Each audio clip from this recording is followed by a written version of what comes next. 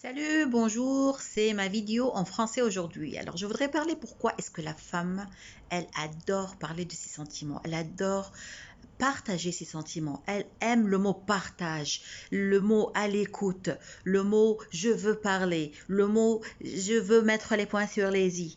Voilà. Alors, pourquoi c'est surtout les femmes qui aiment ça?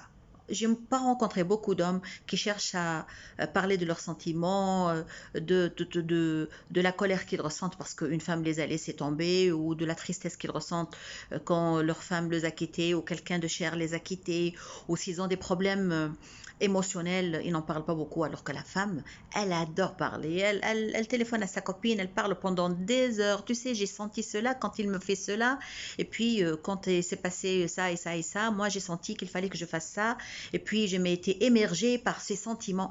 Et là, après avoir parlé, même si elle n'a pas trouvé de solution dans l'histoire qu'elle a racontée, elle se sent soulagée, elle se sent bien, elle se sent super bien parce qu'elle a parlé. Et moi, j'ai vu dans des restaurants, moi, j'ai vu dans des cafés, des femmes qui se rencontrent dans les toilettes pour faire une petite retouche de make-up et tout ça. Et puis, elles commencent à, ah, salut, comment tu t'appelles? Moi, je m'appelle là, je viens d'ici, je viens de là. Et tu es mariée? Non, je suis fiancée. Mais et elles commencent à papoter, elles raconter leurs histoires, leurs tristesses. Et c'est comme si elles se connaissaient pendant des années. Alors que je vais par exemple dans une pub où les mecs sont en train de regarder un match de football avec une bière ou avec un café, whatever, eh ben, ils parlent un peu du joueur, ils parlent un peu peut-être du business, du boulot. Aujourd'hui, j'ai eu un problème au boulot parce que le directeur, il a fait ça, mon collègue, il a dit ça. Mais j'ai jamais vu un mec appeler son ami, ils sont très rares en tout cas, il n'existe pas beaucoup, et qui appelle son ami, écoute, j'ai envie de parler de mes émotions quand Alice m'a quitté, ou bien je veux te dire, je veux te raconter une histoire qui me rend vraiment sad, qui me rend triste. Je n'ai pas vu ça. J'ai pas trop rencontré des gens comme ça. Alors, pourquoi? D'abord, dans toutes les sociétés, les orientales ou occidentales, on a toujours appris aux petits garçons de refouler ses sentiments, ses émotions. Hein, tu es un garçon, toi, tu n'es pas une fille, tu ne vas pas pleurer comme une fille. Une fille pleure, un garçon est fort, et voilà. Alors, il prend ça dans son subconscient et il n'arrive pas à parler de ses sentiments. Cela, ça progresse avec lui jusqu'à ce qu'il devienne adulte, et hop, il n'aime pas, il est mal à l'aise, il est mal à l'aise. C'est pas qu'il n'a pas de sentiments, il a des sentiments, il est encore plus vulnérable que la femme, mais il est mal à l'aise d'en parler, il se sent pas très à l'aise. Il préfère, quand il voit une femme pleurer, au lieu de lui dire des mots réconfortants, il préfère lui apporter un verre d'eau, une tisane, ou l'inviter au restaurant.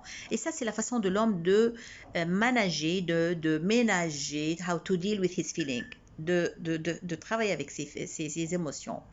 Bon, alors, la bonne nouvelle, c'est que pour les femmes, hein, la bonne nouvelle pour les femmes, c'est que, point de vue santé, c'est très bien de parler de ses sentiments parce que tu sais, tu évites la crise cardiaque, les problèmes de cerveau. Plus on refoule, plus c'est un problème pour la santé. Hein.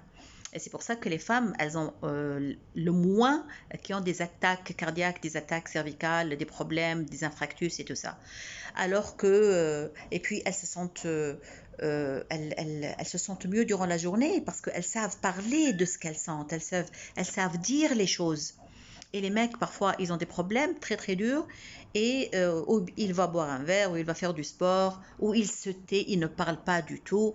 Et là, c'est la façon des hommes en général de différer. Ils cherchent la solution. Ils cherchent la solution. Comment on peut faire ça? On peut trouver la solution à ce problème.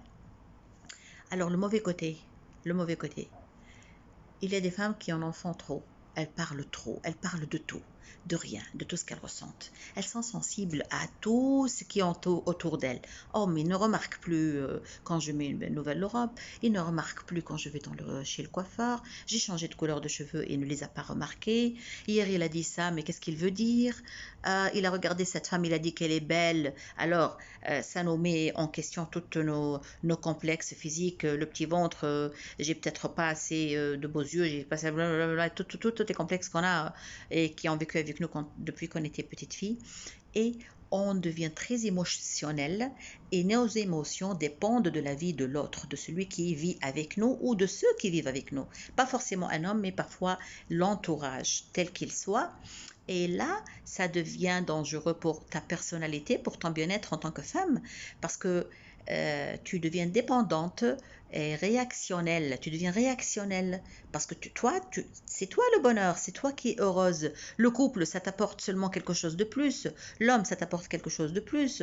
Et puis tu t'en fous de ce qu'il pense. Bon, et quand quand il y a quelque chose de grave et qu'il veut discuter, d'accord, mais il ne faut pas être sensible à tout, à une plaisanterie, ou oh, il a regardé une nana qui est passée, ou bien il a dit que cette femme elle est jolie. Si elle est jolie, ça ne veut pas dire que toi tu ne l'es pas.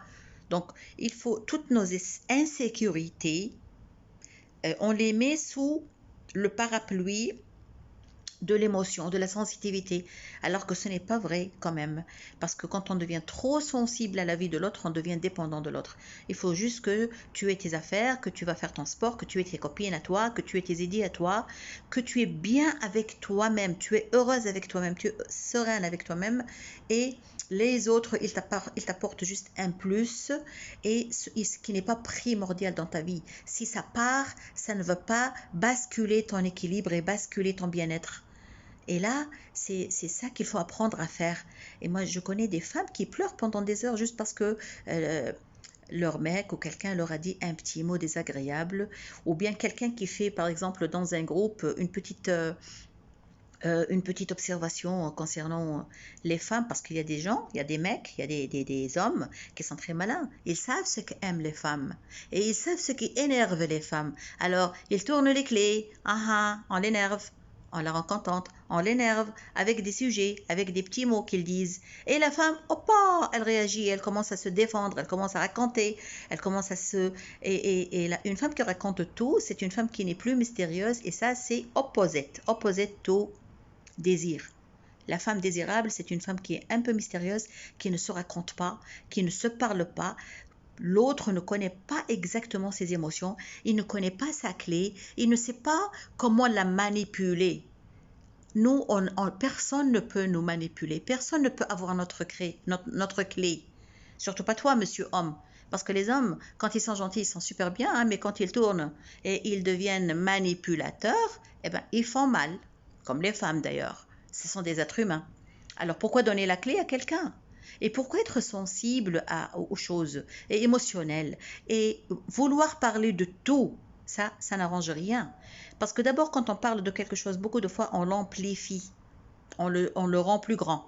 Deuxièmement, en parlant de la chose à beaucoup de gens, en parlant de tes sentiments, de tes émotions tout le temps, les autres commencent à s'ennuyer, ils commencent à ne plus vouloir écouter.